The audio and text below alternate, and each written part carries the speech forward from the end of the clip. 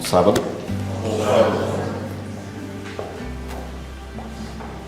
De volta a casa. Semana passada a gente estava dando um giro, um passeio aí pela região norte do Paraná, visitando alguns amigos e correndo com o vestibular. Começa a nossa maratona de fim de ano, da última da fila. Mas é um prazer estar de volta com vocês. Trago lembrança do pessoal de Maringá, da Igreja Central de Maringá, onde a gente esteve na semana passada pregando e fazendo programação, e do pessoal de Curitiba, que é onde a Lisley e a Milena tiveram lá fazendo vestibular no domingo passado. E vamos para a lição. Título da lição, verso. Maldito dia. Tu és digno, Senhor, e Deus nosso, de receber a glória, a honra e o poder, porque todas as coisas que criaste, sim, por causa da tua vontade, vieram a existir e foram criadas. Apocalipse 4:11. Ok, antes da gente entrar propriamente no verso e no título da lição, vamos entender o que a gente tinha para essa semana, quais eram os conhecimentos básicos para essa semana, o que a gente tinha que ter sentido a partir desse aprendizado e qual a nossa prática a partir de tudo isso. Primeiro objetivo, o que a gente tinha para aprender?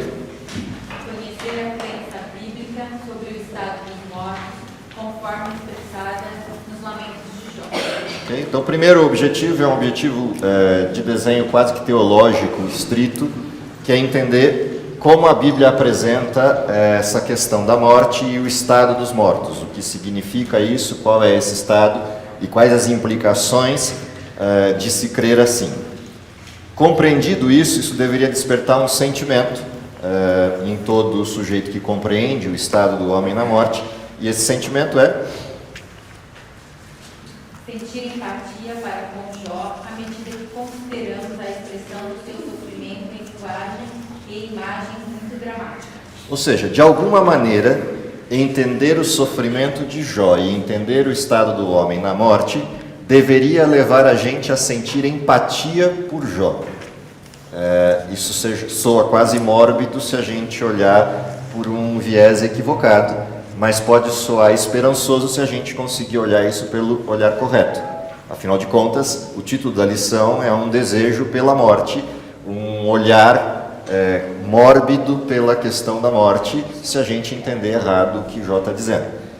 E o terceiro é um objetivo prático.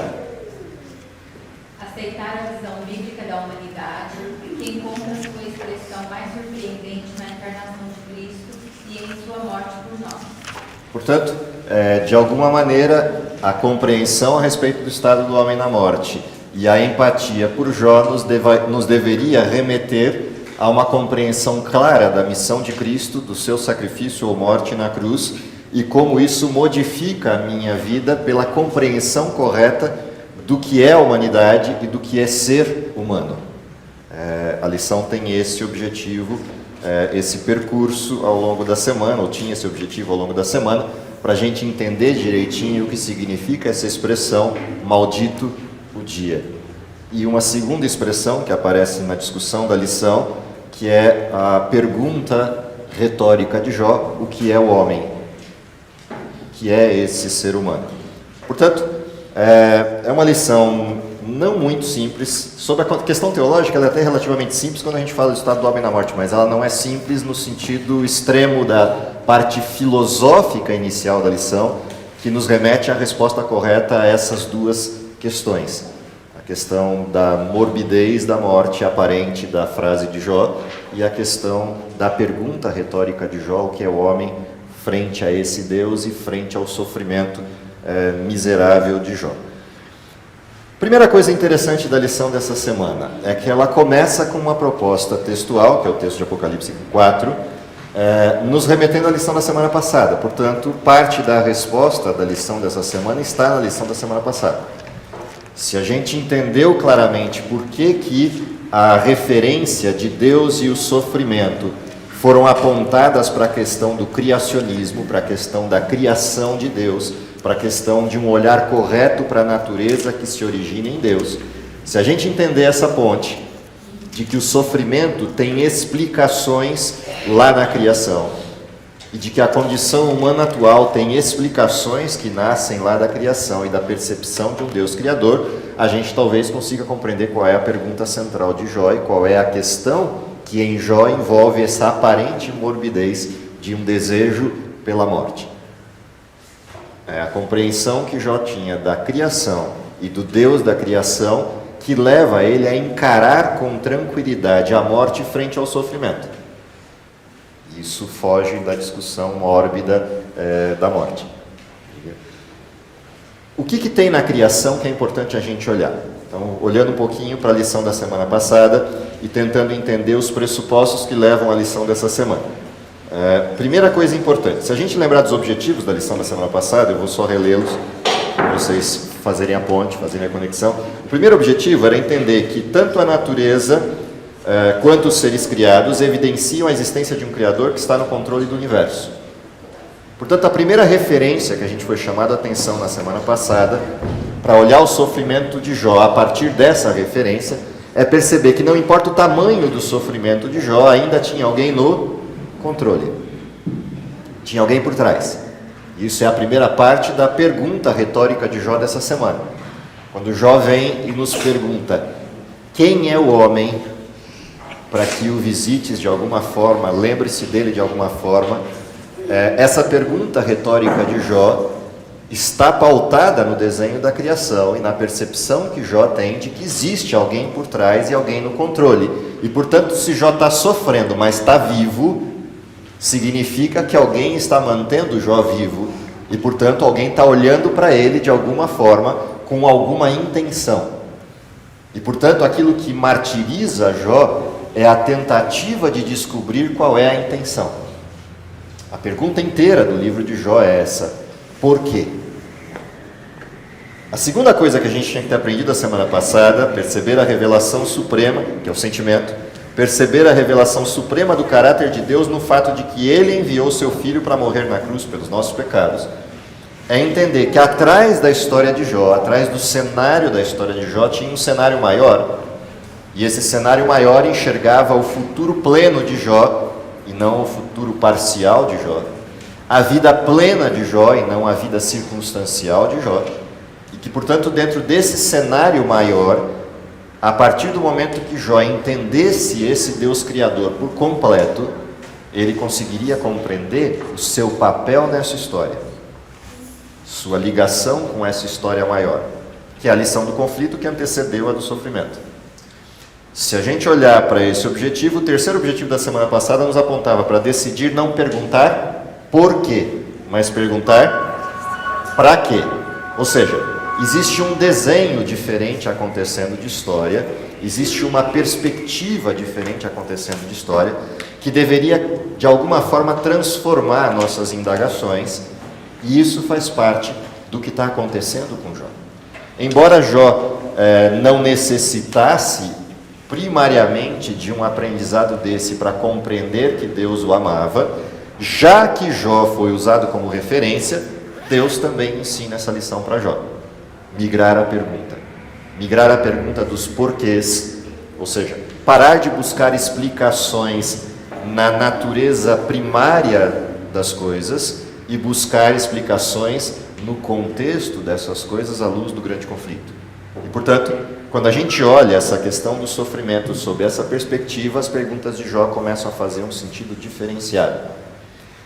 Primeira coisa interessante da pergunta, da proposta de Jó, de olhar para trás e amaldiçoar o dia em que nasceu, é olhar que a vida não tem sentido se restringe só àquele nível de sofrimento. Ou seja, não tem nexo viver para sofrer. Jó tem isso muito claro na mente dele. Não tem sentido nascer, viver e morrer. Não tem sentido nascer, viver, sofrer e morrer. Não tem sentido viver se não houver depois. Por perceber que não tem esse sentido, ou seja, não tem razão de viver se não há o depois, não tem razão de viver se não há algo mais importante depois. Ora, se não tem sentido, então realmente, maldito o dia em que eu nasci. Se a vida se resume a esse sofrimento em que eu estou, não tem sentido. Então é melhor que eu morra para não apresentar aos outros uma vida sem sentido. Para que a minha vida não seja um discurso contraditório a Deus. É por aí que caminha a questão de Jó. Jó não está olhando para trás e dizendo, eu não gostaria de ter nascido. Tampouco Jó está olhando para trás e amaldiçoando Deus porque permitiu que ele nascesse. O que Jó está olhando é, se eu continuo existindo com esse nível de sofrimento e não tem razão, não tem sentido estar vivo, porque eu sou uma maldição viva, contraditória ao Deus que eu creio. E por isso Jó tem um conflito interno e começa a questionar a Deus. Por quê? Aqui começa a essência da questão de Jó. É diferente de olhar para mim e falar, eu estou sofrendo, isso aqui é uma desgraça, eu não quero sofrer, não gosto de sofrer, eu quero morrer porque eu não quero sofrer. A pergunta de Jó e a questão de Jó não paira aí. O problema de Jó não é estar sofrendo. Parece paradoxal isso, porque a gente não encontra ninguém que sofra tanto no desenho bíblico. Mas a questão de Jó é mais importante do que essa. Jó conhece tão bem seu Deus, mas não tem respostas, que Jó olha para a sua condição e se acha um sujeito em condição de estar desprezando o caráter de Deus, no sentido de que a sua vida em sofrimento, de alguma forma, cria uma nuvem ao caráter adequado de Deus. Isso vai crescendo conforme os seus amigos vão visitando Jó, porque cada um deles que vai trazendo uma referência, coloca o sofrimento de Jó pautado no pecado. E se Jó não tem, entre aspas, o não ter pecado, se Jó não tem uma estrutura intencional de pecado, as acusações não têm fundamento, e se não tem fundamento, o sofrimento dele se torna menos explicável ainda. Ou seja, em vez de ajudar, estava piorando a situação da pergunta central de Jó. E Jó começa a olhar para aquela condição e fala, não, isso não é possível. Eu que apresentava um Deus de amor, agora sou a representação viva de um Deus que espezinha seus filhos, que amaldiçoa seus filhos, que maltrata seus filhos e que os visita para esse tipo de condição. O que Jó está buscando é a explicação disso. Ou seja, Deus, se eu sou culpado mesmo, me mostra, porque eu não consigo ver nada em mim que justifique isso. E se eu não sou culpado, então deixa eu descansar, porque pelo menos eu não sou uma maldição para os outros. Eu não sabia se você estava exercitando a mão ou estava decidindo se ia falar ou não. Querendo falar. Hoje o Francisco não está aqui, né? Porque eu gosto de ver as observações dele de maneira bem clara. Dentro da minha posição de lei, eu pergunto o seguinte: a maior dor que o ser humano sente é a dor que ele sente naquele momento, a sua dor. Sim. Se for que eu bati, amassei o dedo na porta do carro, o martelo bateu no meu dedo, aquela dor que eu estou sentindo é a maior dor que existe no mundo naquele momento. Pode estar morrendo milhares do outro lado do mundo, que não importa, essa dor é minha, é a maior. Jó tinha noção desse sofrimento, essa dor profunda que Jó sentia, esse sofrimento que afligia ele, perdendo primeiro os bens todos, que leva qualquer indivíduo que vive nesse presente mundo ao estado de depressão profunda. Aí perdeu a família, os filhos, por quem ele tanto prezava, tanto é que ele intercedia por eles Sim. constantemente. E aí a sua própria saúde foi ao caos total. E o que me intriga é de que, naquela época, o indivíduo que ficava doente de uma doença grave morria logo. E Jó estava podre, vivo. Uhum. Sofria Jó de uma depressão profunda nesse momento ou não? Eu não consigo encontrar no desenho das frases de Jó, salvo engano meu, mas eu não consigo encontrar nas frases de Jó depressão.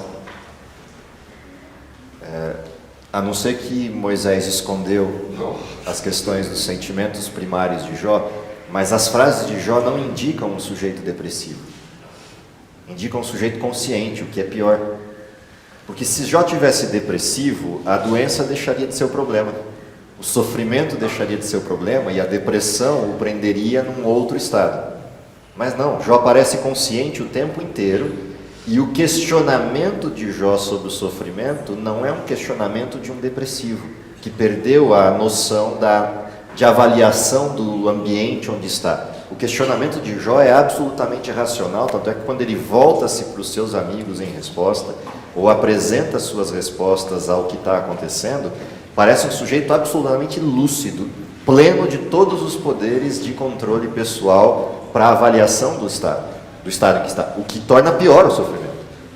Porque isso não tem anestesia. Quando você lê todo o livro, tem várias passagens onde ele fica lá, olha, quem dera os meus dias voltassem a ser aqueles dias deleitosos, onde eu era respeitado, onde eu era bem-quisto. Mas se você olha isso, você percebe que as frases não são frases nostálgicas, elas são frases hebreias. Lembra que o hebreu é concreto, o hebreu não é como a gente ocidental, que faz esse tipo de elucubração mental como um desenho filosófico, como um desenho lógico. Não, o hebreu trabalha as coisas concretamente. Então, quando ele expressa essas frases, eu também tenho que entender que ele está dentro de um ambiente oriental, com um caminho de pensamento oriental, não ocidental grego, e, portanto, as frases dele têm um efeito concreto. Ou seja, não é aquela nostalgia retórica da Grécia. É um processo concreto de frases. Se você olhar Daniel falando e Daniel orando, é o mesmo desenho. Se você olhar Daniel orando e Daniel 9, a mesma expressão. Se você olhar Daniel 10 e Daniel orando, é a mesma expressão. Isso é da cultura dele. Por isso que eu não consigo enxergar, pelo menos numa leitura primária, um estado depressivo. É mais fácil olhar certo grau de nostalgia em Salomão, no livro de Eclesiastes, embora ele não chegue a um estado depressivo, mas é mais fácil eu ver nostalgia em Salomão do que ver em Jó. Jó me parece um sujeito muito consciente do que está acontecendo, olhando para trás e falando, Deus, compara as coisas. O Senhor está me mantendo vivo para quê? Com que sentido isso? Ou me deixa descansar, ou me volta à condição anterior para eu continuar fazendo o que eu sempre fiz, porque eu sempre te servi da melhor forma que eu pude e levando aos outros aquilo que eu conhecia do Senhor. E agora nem isso eu posso fazer, e eu estou sendo uma maldição, inclusive para meus amigos, porque eles estão vindo aqui olhando um Deus com uma distorção, e não é assim que o Senhor é. O que eu vejo em Jó é isso, e isso torna o sofrimento de Jó muito mais profundo, porque ele vai além do sofrimento físico, ele vai para um sofrimento filosófico e ideológico sem respostas, porque tem um silêncio absoluto de Deus, e Jó não estava acostumado com o silêncio. Jó vivia numa comunhão com Deus que tinha respostas, e agora ele tem um silêncio pleno. Existe uma diferença entre tristeza, desespero, luto e depressão. Então, muitas vezes, a tristeza normalmente tem uma causa. Então, eu estou triste por causa disso. Jó. O desespero é quando eu estou triste frente a uma situação que eu não vejo saída. Ok? Luto é um processo, é um dos processos mais profundos de tristeza, que não é depressão. Então, muitas vezes o luto são semanas ou meses de profunda tristeza, que não é depressão. A depressão, muitas vezes, ela não tem uma causa objetiva, mesmo porque a depressão está relacionada. A depressão, na maioria dos casos, é um quadro orgânico, é um distúrbio nas endorfinas, serotoninas, essas coisas. Então, nesse aspecto, o que eu vejo, Jó, também isso, num quadro de profunda tristeza, pelo sofrimento e pela perda. Segundo lugar, por não entender a situação dele, porque o que ele passou não era merecido, ou seja, não existia uma causa e efeito no quadro dele. Então, no caso dele, não tinha causa e efeito. E ele não via saída para a situação dele. Por isso, nessa situação, o ser humano pede a morte. Então, muitas das pessoas que tentam o suicídio não é porque querem morrer, é porque querem chamar atenção para si para que alguma solução apareça Externa naquele momento de extremo desespero. Sim. Então, eu entendo também. O sofrimento de Jó não me denota um depressivo, Não consigo mas enxergar. alguém completamente consciente, só que sem entender porquê, sem ter a noção de causa e efeito e sem ter saída. Ou seja, não tem resposta. É. Absolutamente nenhuma resposta. É assim que eu entendo. O que complica mais ainda a situação de Jó, de uma situação convencional como a que o Dr. Elmer descreveu, é que Jó tem um Deus. Isso piora a situação, entre aspas o que eu estou dizendo. Tá? Por que piora a situação? Porque além da busca do porquê, tem um fator de culpabilidade presente no relacionamento com um Deus e numa história conhecida de Jó de pecado. Portanto, Jó, além de todo esse quadro, ainda tem uma questão de culpa a ser resolvida, porque está sendo imputada sobre ele uma culpabilidade que ele não consegue enxergar em si. Que ele não tem a resposta de causalidade, ele não tem causa e efeito. Então você imagina o que é você ter todo esse quadro e todo mundo ao seu redor ainda colocando a culpa disso em você. Isso leva a uma angústia extrema. A angústia de Jó, guardadas as proporções do que eu vou dizer, ela é muito parecida com um desenho da angústia de Jacó. Você está no limite extremo, na situação de fuga. Eu estou falando da angústia de Jacó última, não a angústia de Jacó, Vale de Jaboque. A angústia de Jacó última, desenhada na Bíblia, você está na condição extrema de necessidade, numa condição de perseguição plena de todos os seus elementos contextuais, sem a voz do Espírito Santo te dando a segurança de salvação como sempre deu, e você vem com um questionamento de base, um questionamento central: será que não é presunção? Não estou nessas condições porque avancei o sinal e é culpa minha? E Satanás pressiona esse processo relembrando pecados. Guardadas as proporções do que eu estou comparando, a situação de Jó se agrava porque ele tem um Deus. Se ele não tivesse um Deus, era fácil ou buscar uma saída como a morte, encerrar o processo. Seria fácil amaldiçoar tudo que acredita e morrer. O problema é que Jó conhece o seu Deus. E, portanto, fica menos explicável ainda tudo aquilo que está ocorrendo. E aqui começa a questão da lição dessa semana. O quão profundamente nós conhecemos o nosso Deus para enfrentarmos qualquer tipo de sofrimento com a mesma perspectiva.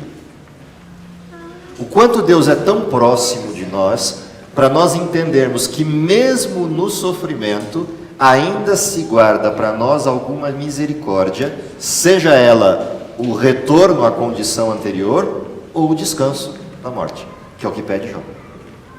Jó não pede para morrer por não entender a morte no sentido pleno. Jó pede para morrer exatamente porque entende a morte no sentido pleno, que é o que ele descreve no seu texto, nas suas falas. Quando Moisés resgata as falas de Jó, dizendo que a morte para Jó é um descanso, e Jó iguala, é uma coisa interessante, porque como é o livro mais antigo do fenômeno bíblico, não há nenhum dos outros textos teológicos presentes para as frases de Jó. Jó está fundamentando bases teológicas que vão existir nos outros textos.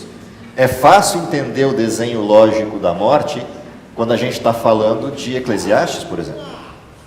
Mas quando a gente olha para o desenho de Jó, não tem nada disso. Jó é primário.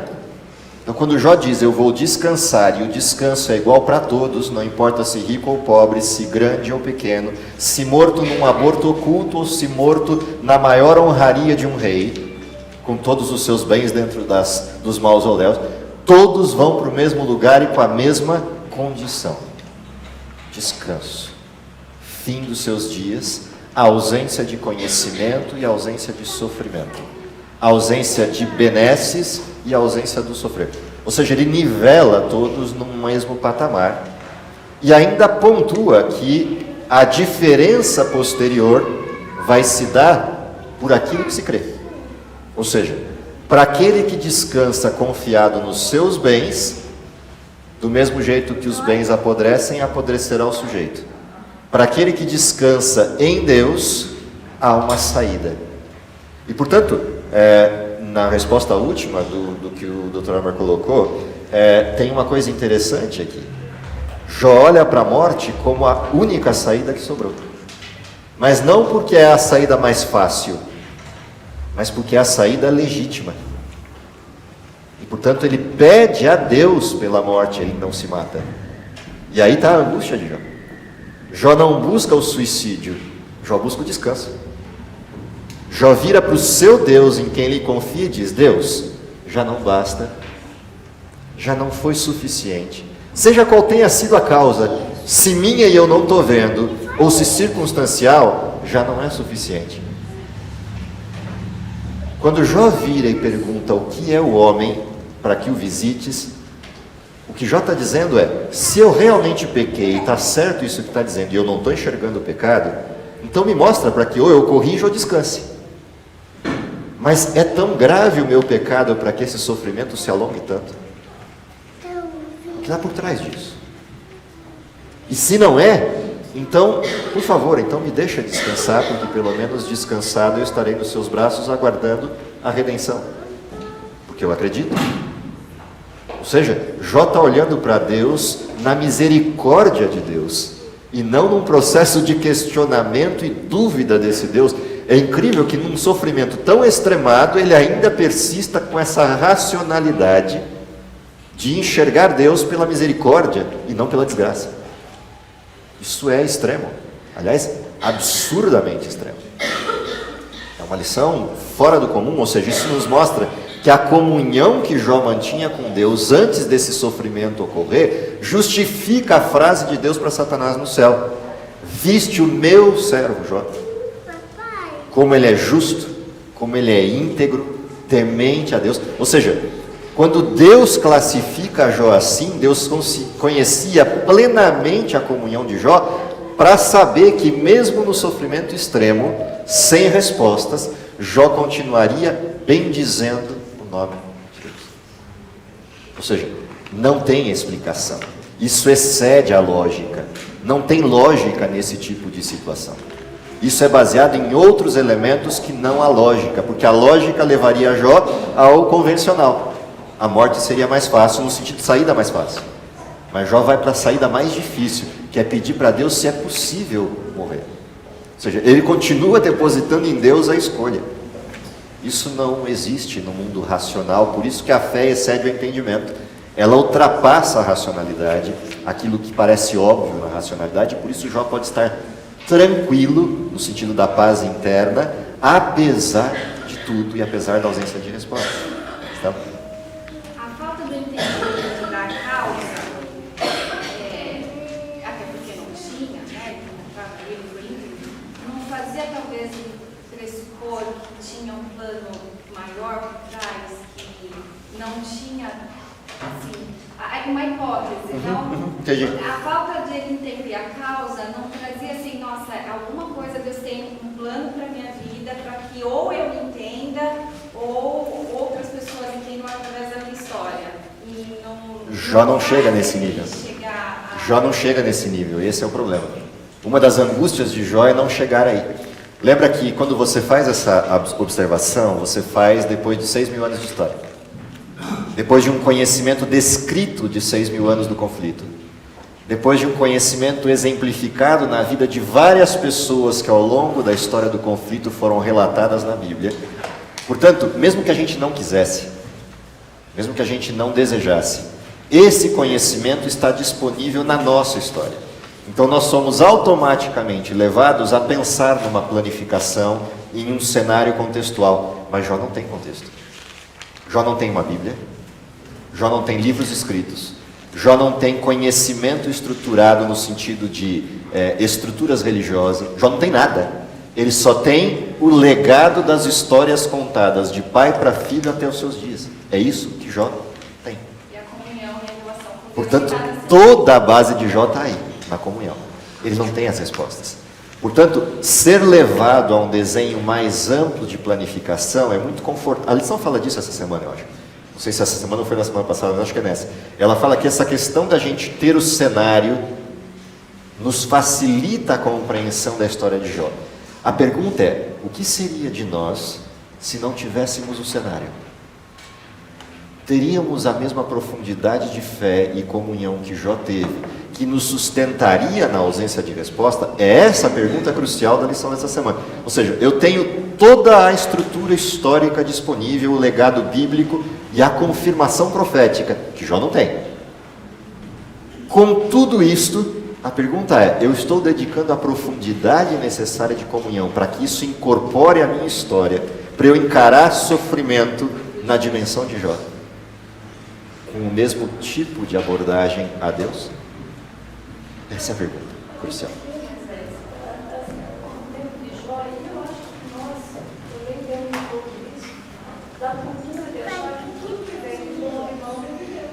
Sim, que é uma questão básica do desenho. Vamos tentar consolar alguém, a gente fala, Deus quis assim.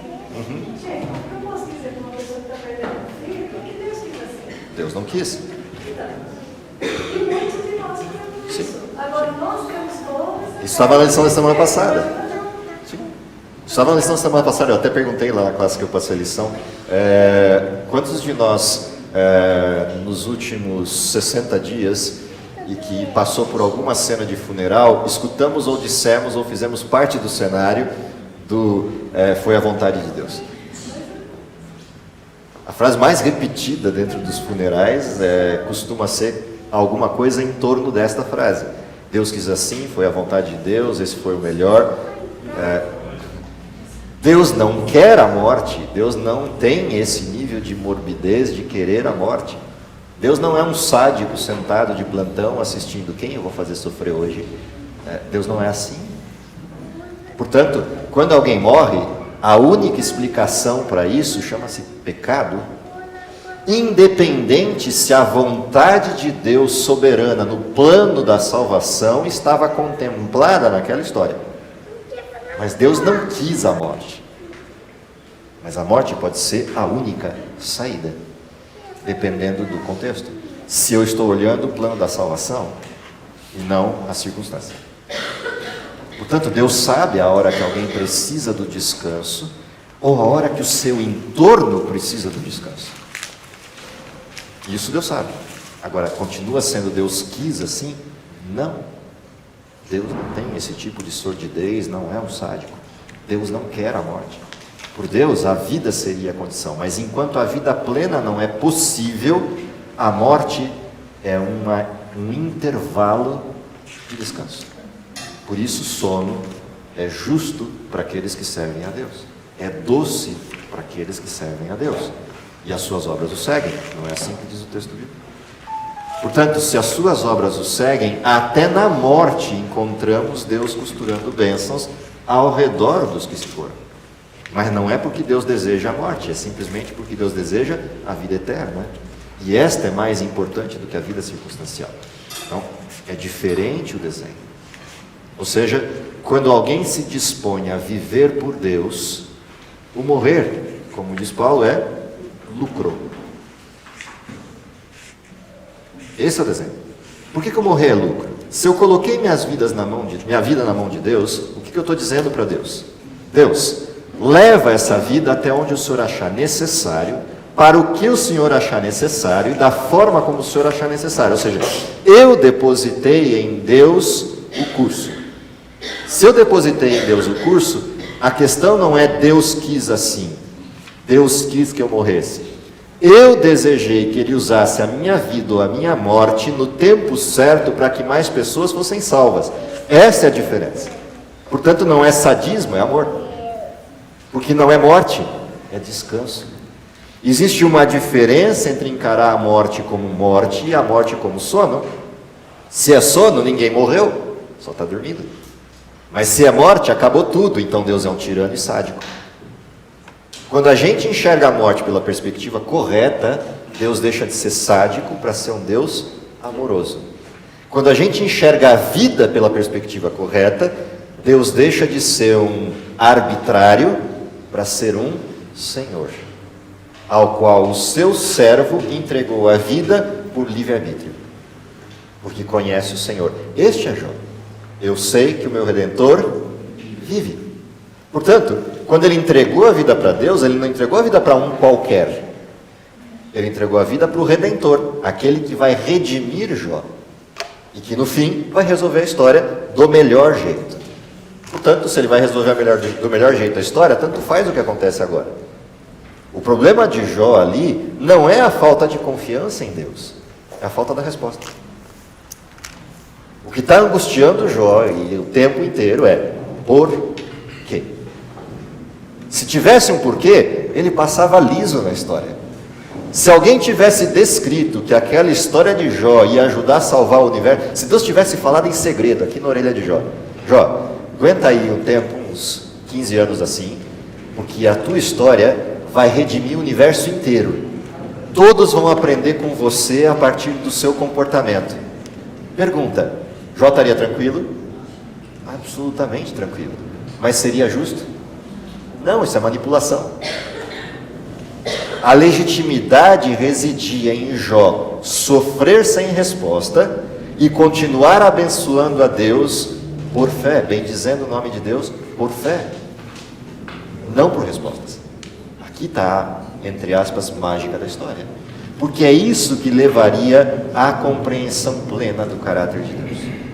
Aí está a questão. Como é que a história continua? A lição nos provoca a olhar para um outro desenho, para uma coisa mais ampla da história, para um fenômeno mais amplo da história, que é a história do Cristo. Então, se a gente olhar, vou voltar aos objetivos, a gente tinha lá 3 objetivos. O primeiro era compreender o estado da morte, isso está muito claro em Jó. A morte é um sono, é um estado neutro, sem contato com o mundo externo, sem conhecimento e sem diferenças. Ninguém vai para lugar algum, não vai para os braços do Pai, apenas fica no descanso, aguardando a ressurreição, aguardando a esperança da vida eterna. Portanto, a vida eterna é algo a ser concedido ao fim e não na hora da morte. E Jó tem isso muito claro. No fim, o Redentor vai resolver o problema e não agora. Agora é o estado do sono. Mas isso nos leva a uma empatia. Por que uma empatia com Jó? Primeiro pela descrição do Elmer, segundo pela descrição do Nelson.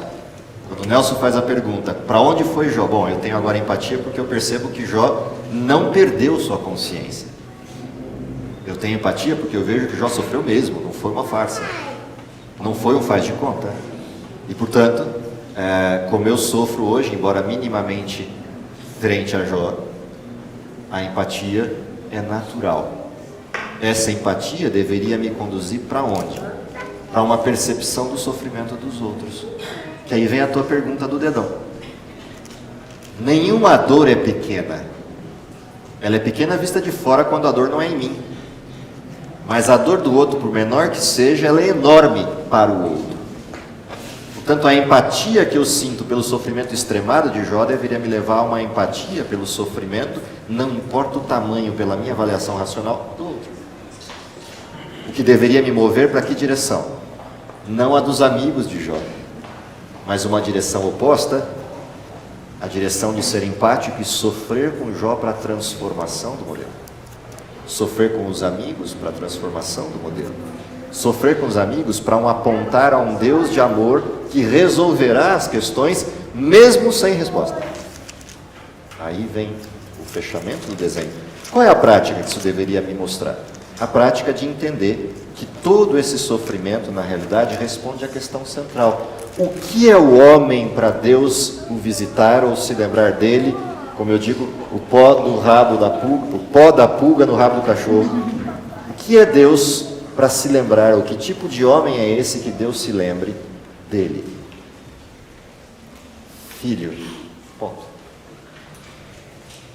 A palavra é essa. Quando Deus escolheu criar dessa forma, com esse adjetivo, com esse qualitativo, filho, o que é o homem para que Deus se lembre dele? Filho. Simples assim. Portanto, não esquece nunca. Não importa a circunstância, não importa a distância, não importa a profundidade do modelo que separe, continua sendo filho. Não importa quão minúsculo seja, é filho. Portanto, o que leva Jesus a morrer por o homem, ou pelo homem? Filho. Ele é o Pai.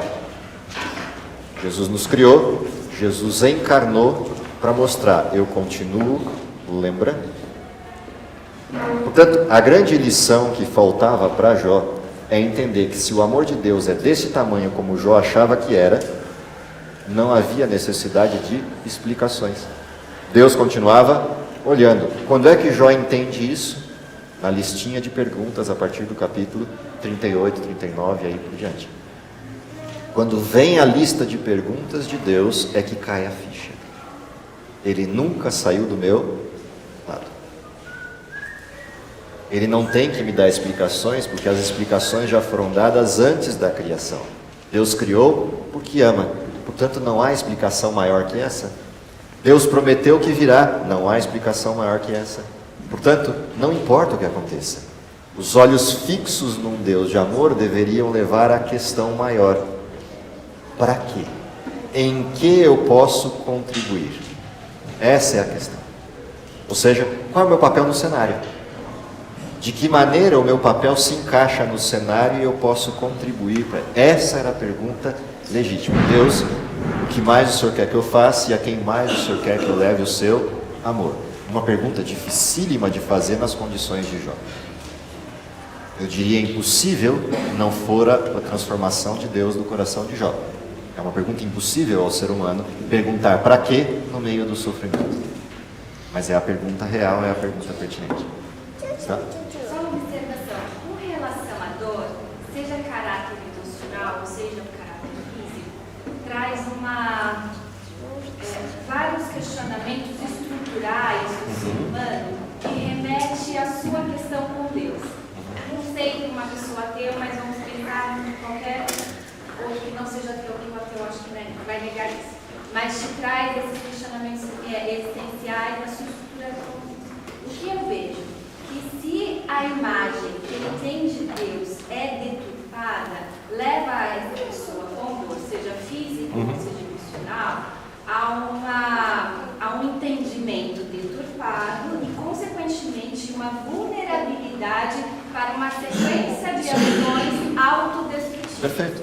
Se a gente não tem, no momento do sofrimento, a ideia de quem é Deus que Jó tinha, e porque isso não era ponto em questão dele em nenhum momento, ele tinha claro que era o Deus com quem ele confiava, essa dor, seja física, por alguma questão física ou psicológica, ela vai auxiliar na sua vida e na sua construção com Deus, se você tem essa imagem. Então, assim, quando a lição traz, nos primeiros, a lição 2 traz a questão da visão que você tem da existência de Deus, é o ponto central. Se eu não tenho essa imagem clara de quem é Deus, no momento do sofrimento, eu destruo essas bases e aí eu vou ter uma série de consequências, aí eu posso trazer assim, emocionais, autodestrutivas para o próprio ser humano.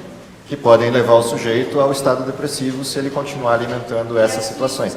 Ele vai para o desequilíbrio, ele vai para o desespero total e para o desequilíbrio completo, e aí sim, ele vai para o caminho final. Isso seria uma causa possível entre as muitas viáveis do processo depressivo que tenha caminho. Porque há processos depressivos que não terão caminho, são só bioquímicos mesmo. Mas os que têm caminho, esse é um caminho bastante comum dentro dos estados depressivos. Porque você tem uma compreensão deturpada que te leva a isto. O processo autodestrutivo, a gente falava isso durante a noite, acho que uma pergunta você lembra, da questão paradoxal. O ser humano age contra ele mesmo quando ele tem uma culpa não resolvida. Maria Madalena é um exemplo disso, o processo do pecado que levava a profundidade maior do pecado é um exemplo disso. Ou seja, a própria culpa do ser humano leva ele a se martirizar para sentir mais culpa. E ele vai, por um processo de autopunição, aprofundando cada vez mais, até que não tem saída, e essa saída torna o sujeito num ciclo que ele não consegue mais romper, a não ser que tenha ajuda externa. João, é o seguinte, eu volto a insistir, nós vivemos num mundo material. O mundo material é regido por leis. Sim. Então nós somos extremamente acostumados à lei física da causa do efeito. Estabilidade. Tem que ter causa. Estabilidade. Tem que ter. Se existe um efeito, tem que ter uma causa. A nossa mente é cartesiana. Sim. Tá certo? Binária. Esse é o primeiro ponto. Segundo ponto, toda vez que existe alguma coisa, a gente tenta responder aquilo que os repórteres falam. Você tem que saber quem, que, como, quando, onde e por quê. E por quê? Depois que você entendeu isso aqui, você vai entender a causa. Daí, eventualmente, você pode entender o para quê. Tá certo? Então, essas 5 questões você tem que responder. Agora, quando você pega o fenômeno do sofrimento, que na maioria das vezes, ou em muitas das vezes, você não consegue entender a causa, Eu diria que em 99,999% você vai entender a causa. exatamente. Então, você que tem uma mente finita, cartesiana, material, Entre você vai sair para onde? parafuso. Então, no grande, aqui está a questão. Para mim, com relação ao de Jó, a grande lição que a gente tem que entender é o seguinte: a gente precisa aprender a conviver com Deus para desenvolver a fé. A fé, eu não vou desenvolver a fé quando eu estiver no fundo do poço. No fundo do poço, se eu não tiver fé, eu me mato. Mato. Essa aí. Então, a grande questão é o seguinte: por que Jó conseguiu passar por isso? No extremo da infelicidade que o ser humano pode passar, e ele não se desestruturou, porque ele tinha fé. E quando ele desenvolveu essa fé? Paz. Quando os filhos davam festas, quando ele era o homem mais importante, mais poderoso do Oriente. Então, a nossa vida é essa. Hoje, a minha vida, teoricamente, parece que está boa. E eu falo o seguinte: o que eu estou fazendo com essa vida no intuito de desenvolver minha fé e meu relacionamento com Deus? Porque é uma questão de tempo que eu vou passar pelo vale da sombra da morte. Todos nós aqui vamos passar. De alguma forma. De alguma forma, todos que estamos aqui vão passar pelo vale da sombra da morte. E a gente acha que não, o dia que eu passar pelo vale da sombra da morte, daí sim eu vou desenvolver meu relacionamento com Deus. Aí, pode ser Tarde demais. Nessa carona tem um detalhe interessante que é: enquanto está tudo aparentemente em paz, o que Deus faz? Dá pequenas provações para dar aquela chacoalhadinha e perceber: ainda tem mais um pedaço aqui para desenvolver, ainda tem mais um pedaço aqui para desenvolver, ainda tem mais um pedaço. Ou seja, o desenho das provações são pequenos degraus suportáveis de passagem para a gente verificar se ainda está dedicando tempo para a fé. Para chegar ao momento em que essa aprovação vai ao nível profundo, ao nível extremo, e aí eu preciso de toda a fé desenvolvida no modelo anterior. Se perde o tempo das provações ou se vive numa bonança de um mar calmo e flat, quando a aprovação definitiva vier, você não tem chão, não tem onde se apegar, não desenvolveu. Essa é a essência do livro de Jó. Se a gente conseguir enxergar esse Deus que Jó estava vendo pelos olhos de Jó, de fato a gente começa a entender qual é a dimensão dessa fé que você levanta, que é a essência do livro mesmo. Esse é o tema. Porque é isso que Deus pontuou na frase dele para o inimigo: observaste o meu servo Jó, como ele é íntegro, temente a Deus, justo e se desvia do mal. Essa é a descrição. O alvo a ser alcançado, o alvo a ser buscado é essa frase de Deus. O livro é isso. O resto é a descrição que justifica a frase de Deus. Todo o resto do livro é para justificar essa frase. Todinho o livro. E para mostrar que ao final Deus continua lá, coordenando todas as coisas. Portanto, assim encerra o desenho. Eu vou terminar com o último texto, que é o texto de sexta-feira, que eu achei ele bem interessante por provocações. Quiser acompanhar, o texto da sexta-feira começa assim: em uma era tão excepcionalmente iluminada pela ciência e a razão, as boas novas do cristianismo tornaram-se uma estrutura metafísica cada vez menos convincente, um fundamento menos seguro sobre o qual construir a vida e menos psicologicamente necessário. A absoluta improbabilidade de toda a sucessão de eventos se tornava dolorosamente óbvia, que um Deus infinito e eterno repentinamente tivesse se tornado um ser humano em um lugar e num momento histórico específicos apenas para ser vergonhosamente executado. Que uma única pessoa tenha vivido durante poucos anos, há 2 milênios, em uma nação obscura e primitiva, em um planeta hoje conhecido como uma porção de matéria relativamente insignificante, que gira em torno de uma estrela dentre bilhões de estrelas em um universo impessoal e inconcebivelmente vasto, e que tal acontecimento indistinto dissesse um grande significado cósmico e eterno, Tudo isso não mais poderia ser uma crença atrativa para homens racionais. Primeiro problema do ser humano: pensar demais. Não porque pensar seja ruim, mas pensar demais sem Deus. Segundo, era completamente improvável que o universo como um todo tivesse muito interesse nessa minúscula parte de sua imensidão, sob os holofotes da exigência moderna pela confirmação pública, empírica e científica de todas as declarações de crença. A essência do cristianismo perdeu seu vigor. Essa é uma declaração clara do desenho do mundo em que vivemos. O que me chama a atenção em todas as afirmações daqui? Falta de prova e falta de evidência. Portanto, qual é a maior evidência da presença de Deus no mundo e da sua existência? Seres que vivem por Ele. Não há prova maior que essa. Para um mundo que necessita de uma visão empírica, de uma visão científica, de uma evidência, não há evidência maior do que um cristão de fato. Porque ele é anti-lógico. As coisas que ele faz não têm lógica e produzem interrogações no mundo. A presença viva do Cristo quebra esse raciocínio. E ao fim do texto, qual é o problema com esse pensamento? O que o autor está omitindo? Quais são os limites do que a ciência e a razão podem conhecer sobre a realidade de Deus e seu amor por nós? O que isso nos revela a respeito da necessidade da verdade revelada que a ciência e a razão humanas não podem obter por si mesmas? Cristo na vida do cristão. Isso não tem lógica e, portanto, quebra todas as perguntas racionais. Cristo vivendo na vida do cristão quebra a racionalidade dita plena do modelo cartesiano, porque ela apresenta uma terceira via que não é cartesiana, e essa terceira via muda o mundo. Por isso, o mundo conhecerá sobre Deus se vir no caráter do cristão o amor deste Deus. Ora que isso é visível, não há lógica que se sustente frente a isso. Não há ciência que fique de pé com seus pressupostos frente a isso, porque isso a ciência simplesmente não consegue explicar. E, no entanto, Deus exige de você um culto racional. Porque o culto racional implica o quê? Relação e aprendizado. Por isso é feito no tempo de paz e não da angústia. Porque na angústia a razão se desfaz. E aí ou fica aquilo que estava sólido, que é a fé, ou nada mais ficará de pé. Na paz a razão funciona. Na desgraça só a fé subsiste.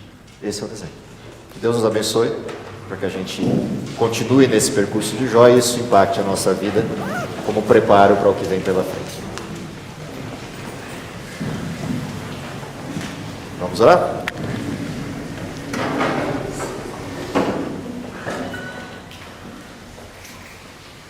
Querido Pai que está nos céus, te agradecemos em primeiro lugar pela vida de Cristo e o seu exemplo, deixando tudo e abandonando todas as coisas do céu para conviver conosco e demonstrar, tanto pelo caráter quanto pela estrutura da história de vida, o caminho que devemos trilhar e a forma maravilhosa do teu amor.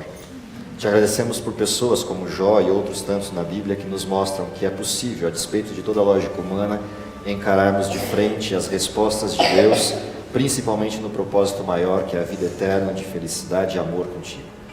Dá que de alguma forma essa história nos provoque ao preparo que necessitamos para o que as profecias apontam para frente enquanto história, e para que possamos estar de pé no dia e hora da tua vinda e vivemos eternamente contigo, onde não haverá mais dor, sofrimento ou morte. Perdoa nossos pecados, protege-nos no restante desse sábado, é o que pedimos por Jesus. Amém. Bom sábado para vocês, até sábado que vem.